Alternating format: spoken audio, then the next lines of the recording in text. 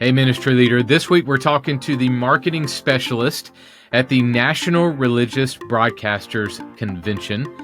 The NRB is the largest gathering of Christian communicators in the world. Let's do it.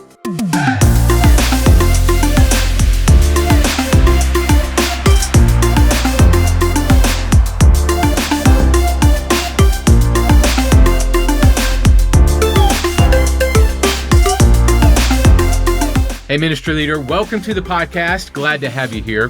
Before we jump in this week, I want to tell you that we are on a mission to help ministry leaders just like you visually communicate the gospel to your church and to your community. We offer a library of free training like this podcast, courses, articles, and more. And you can also access our library of 40,000 plus ready-made visuals for your adult, student, and kids ministries at your church. You can do that a la carte or through a low-cost subscription plan. We also offer unlimited graphics and video for your church. That's a professional creative team for less than the cost of a part-time hire. All of that, training, full access to the ready-made library, and unlimited custom media for your church, all for less than $10 a day. You can start a free trial today at churchvisuals.com to get started. All right, this week on the show, I welcome Bethany Miller. Bethany is the marketing specialist at the NRB. That is the National Religious Broadcasters. They are a team located in Nashville and Washington, D.C. that help with a lot of things when it comes to Christian communicators, helping radio and TV and churches and ministries and news outlets and organizations. It's a gathering of all Christian communicators. They also work on Capitol Hill doing some work to help make sure that our freedoms as Christian communicators are intact and that we can do what we do each and every week. They also hold a yearly convention. That's the largest gathering of Christian communicators in the world. And we've worked with them on several projects with the NRB team, most recently helping them with some rebranding work. And today I'll talk with Bethany about how we rebranded the 2025 convention. So you'll hear all about the creative process of how we rebuilt that brand and logo for them to use at their convention and on their website and in other places. So all that and more coming right up. Hey, ministry leader, you can reach more people on social media with short videos created from your sermons. Our friends at Outreach have just released an AI-powered site that creates bite-sized shareable clips from your sermons and then connects directly to your Facebook, Instagram, and X accounts so that you can post the clips extremely fast. You can check it out and get 2 free clips at digital.outreach.com. That's digital.outreach.com. Hey, ministry leader. Today I welcome Bethany Miller. Bethany is the marketing specialist with NRB, which is the National Religious Broadcasters. Bethany, welcome. Thanks for hanging out. Hey, Carl. Thanks for having me. You are welcome. And we know each other through the NRB and through the convention. Yeah. So like you said, Carl, I'm the marketing specialist at NRB. I've been with NRB for about 3 years now.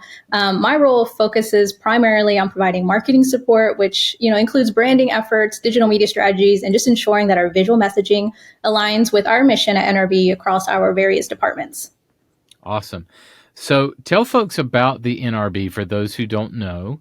This is the National Religious Broadcaster. So what do you guys do? How do you serve both visually? How do you serve ministry leaders and broadcasters?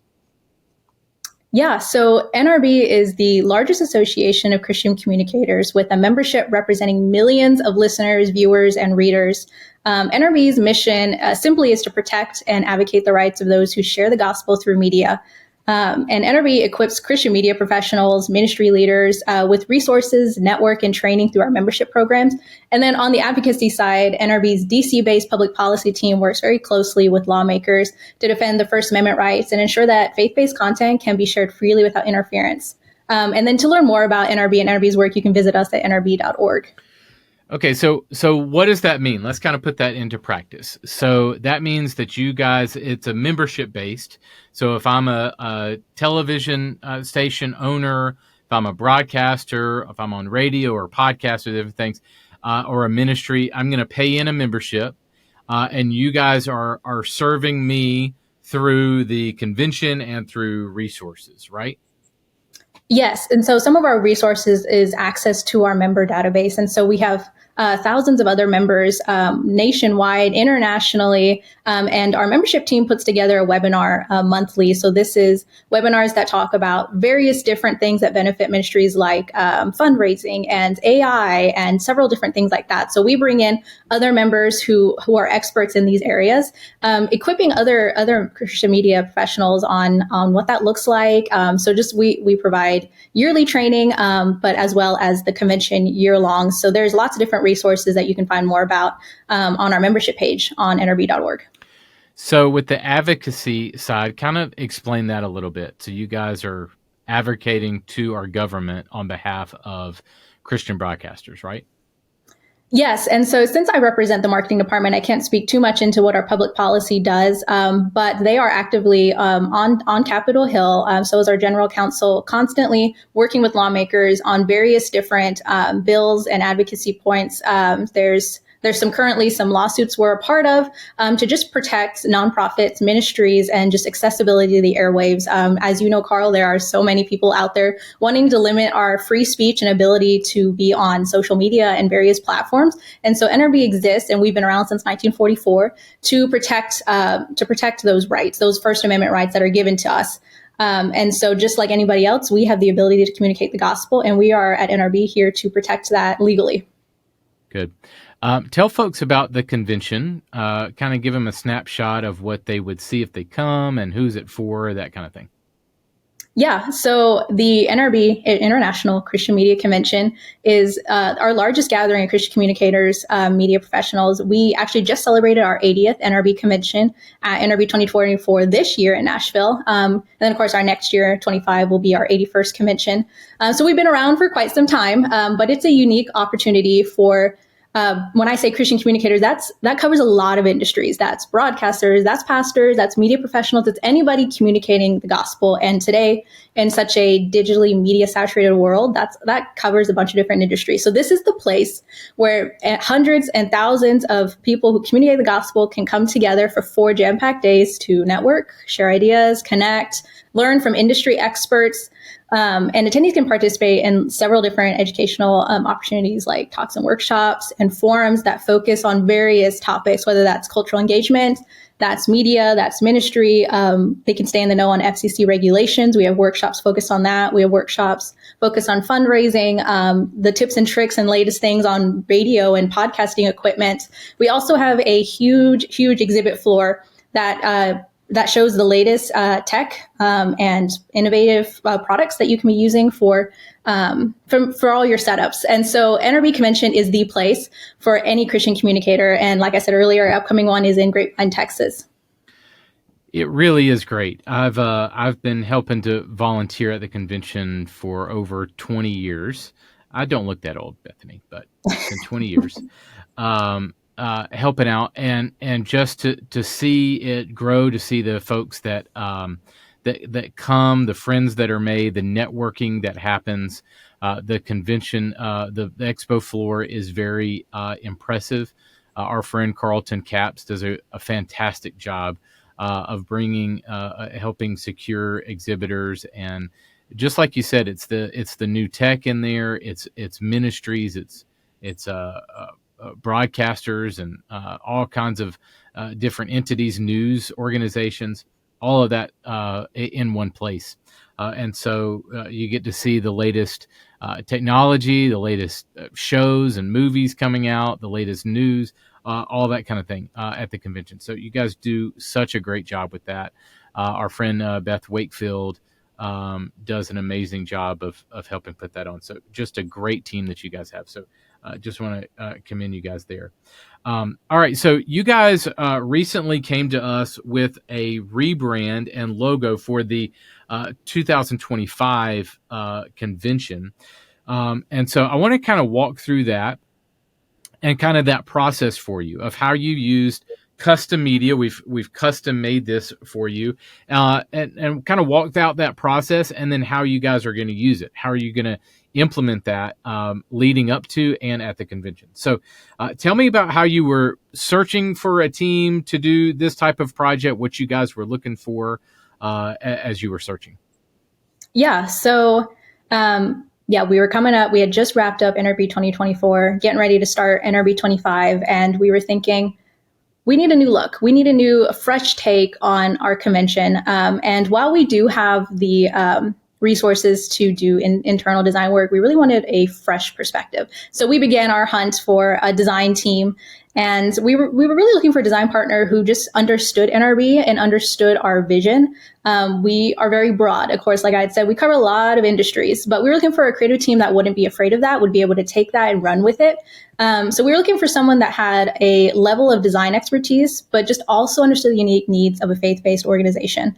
And so looking for that was a little difficult, but we came upon Church Visuals, and we were excited because we felt like you all understood the rich history of the NRB Convention, and were able to take that and create something modern, compelling, just a visual identity that resonated with both our longtime attendees and members as well as our new participants.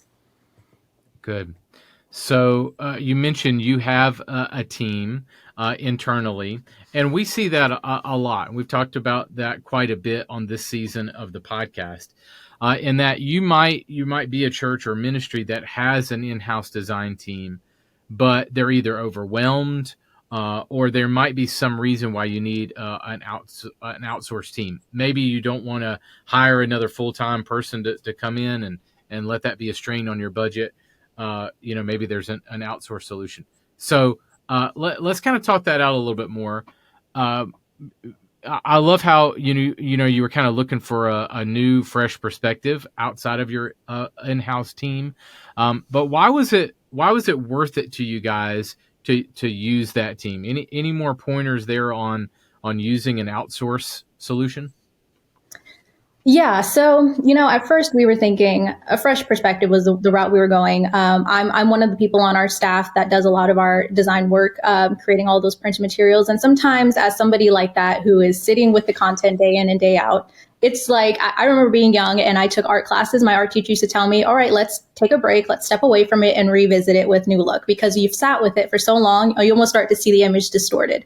And so after sitting through, I did our 23 and 24 brand looks. And it was just when we were looking for 25, 26 and onward, it was one of those moments I was like, okay, I have sat with this a long time. We need to bring in somebody who has fresh eyes. And that's kind of the reason we went that direction. We needed somebody who could give us a fresh look, but also, like you had mentioned, Carl, in the marketing and digitally saturated world, there is just so much on our plates. And so we were looking for somebody who we trusted that could bring that fresh perspective that we knew would be great, but also to take a load off our plate. And so that's kind of why we invested in an external sourcing, and because that team would provide us with a cohesive package that our internal team, like me and the rest of my coworkers, can take and run with, and I can use that for the rest of the year. So that's kind of what we were looking for. I was really looking for professionals who could give me a full package, all kinds of different typographies, colors, fonts, textures, elements that they could just hand to me, and me as a designer in-house can use from here on out. So that, to us, that was a huge investment and was totally worth it. So let's dive into that creative process, and I want you to be super honest. Let's hit the good and the bad, the highs and the lows, because I want people, especially ministry leaders, to really get a sense of why should I move from ready-made media, kind of off-the-shelf type of stuff, to custom media. Why is it worth the time, money, effort to use an outsourced team, even though sometimes you might have an in-house team that we, as Church Visuals, as our team, we don't want to take away from your in-house people. You do a great job, Bethany, at everything that you do. We want to support you, not compete with you at all. But is there situations where we can take a load off? So let's dive into that creative process a little bit. So when you first submit, kind of walk the process out. When you first submitted, what did you give our team as far as here's what we're looking for? And then how did our team kind of come in and work with you creatively and starting to deliver the first kind of looks, and then we can kind of go from there. Yeah, definitely. So we had reached out to several different designers and design teams and agencies, and we jumped on call after call after call. And one thing that we loved about Church Visuals was Steve, who we had worked with closely. He was just open and honest from the beginning. And what we loved the most about Church Visuals, and from what Steve was giving us, was the ability to do as much feedback as possible. Like, we could there was no limit on how many times we did a rerun, if that made sense. Whereas a lot of other agencies, there was a limit. It was only like 2 or 3. And so with Steve, he very much stressed, we are here to collab with you guys. I love that it was a collaborative process from the beginning. I provide the feedback, the vision, the rest of our team kind of gave some ideas, and Steve took that and ran with it. And that's what I love from the get-go about Church Visuals, was it wasn't like here's kind of what we're looking for. They took it, designed something, brought it back. It was one of those, they designed it, and then Steve would send us like, hey, this is kind of what we're thinking. This is the direction we're going. And then we looked at that. We're like, okay, we like that. We have a few things we want to change. It was like Steve brought us along the whole process.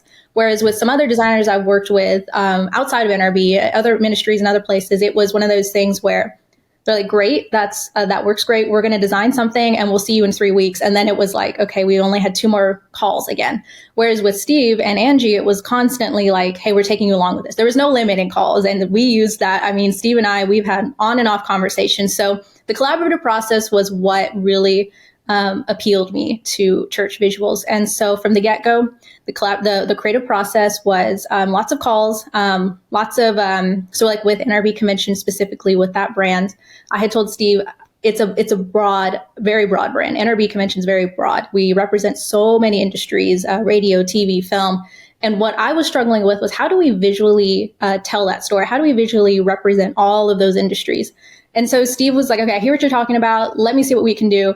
Went back, and Angie put together these beautiful icons representing all of our different industries. And that was something I also loved about Church Visuals, was it looked into every aspect and attribute of NRB Convention and played into it. It wasn't just, okay, here's a logo, here's a gradient, see you next week. It was here's a logo, here's some different textures, here's another element. We know NRB's in the 1940s, it's all about radio, so they put in some sound waves in the background. So it was a cool play on our past, still had the icons for the industry, which played into our present, and then still talked about our future with just the fresh look. So that was a long way of saying it was a very collaborative process, and we enjoyed that a lot. Yeah, good.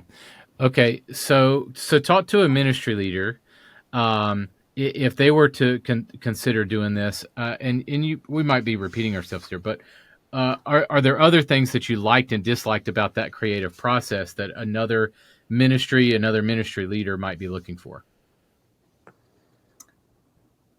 So as a ministry leader, I would say,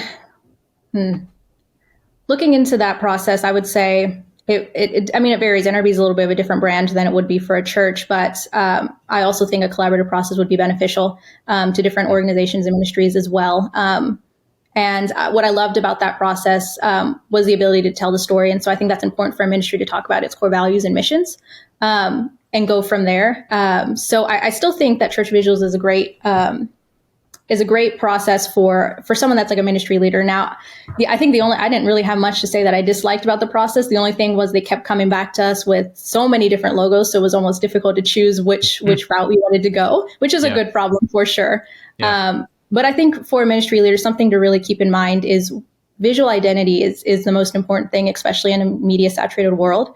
And so working with a design team is so important, because they're going to help you find your visual identity, find a way to make it consistent so that's recognizable across all platforms. And so I guess I'm jumping ahead of myself, but I would stress the need for custom media and for visual identity is because a lot of ministries today, a lot of legacy ministries miss out on the opportunity of being relevant. And that's not altering the message, and it's not altering the message of the gospel either. It's just repackaging how it's presented, never altering the truth of the gospel. But I think as a ministry leader, it's really important, especially since social media is the way everybody's getting the word.